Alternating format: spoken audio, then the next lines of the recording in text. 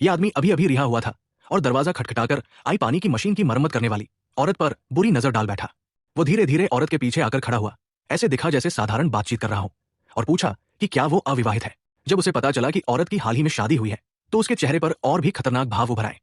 लेकिन उस समय औरत पूरी तरह मरम्मत में व्यस्त थी। उसने इस खतरे के संकेत को बिल्कुल महसूस नहीं किया। जब वो गिरे हुए पुर्जे को ढूंढने के लिए पलटी, तभी उसने देखा कि उस आदमी के टखने में इलेक्ट्रॉनिक पायल बंधी हुई है। औरत अचानक पसीने से भीग गई, क्योंकि उसने टीवी पर यह पायल देखी थी। आमतौर पर यह यौन अपराधियों की निगरानी के लिए लगाई जाती है। औरत ने डर को भीतर दबाया, और जैसे ही वो आदमी पलटा, उसने जल्दी जल्दी अपने औजार समेट लिए और बाहर निकलने की तैयारी करने लगी। लेकिन उसने सोचा भी नहीं था कि आदमी पहले ही दरवाजे पर पहुंचकर रास्ता रोक चुका है।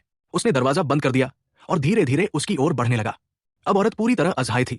उसने निराश होकर देखा कि उसकी आखिरी उम्मीद भी खत्म हो गई है। अच्छा हुआ कि उसी वक्त उस आदमी की निगरानी कर रहे 2 पुलिसकर्मी समय पर आ पहुंचे और औरत एक बड़ी दुर्घटना से बच गई। एक पुलिसकर्मी को कुछ गड़बड़ महसूस हुई थी। वो तुरंत नीचे आकर औरत से पूछताछ करने लगा। दूसरा पुलिसकर्मी कमरे में ही रह गया और आदमी की नियमित जांच करने की तैयारी करने लगा।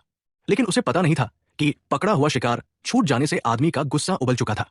उसने दिखावे के तौर पर जांच में सहयोग किया, लेकिन उसी वक्त पुलिसकर्मी की हत्या का मन बना लिया। सौभाग्य से बाहर वाला पुलिसकर्मी तुरंत लौट आया और इस तरह एक और त्रासदी टल गई। जब आदमी को काबू में किया गया, उसका चेहरा विकृत और डरावना था। उसकी वो हठी और हिंसक नजर किसी को भी कंपा देने के लिए काफी थी।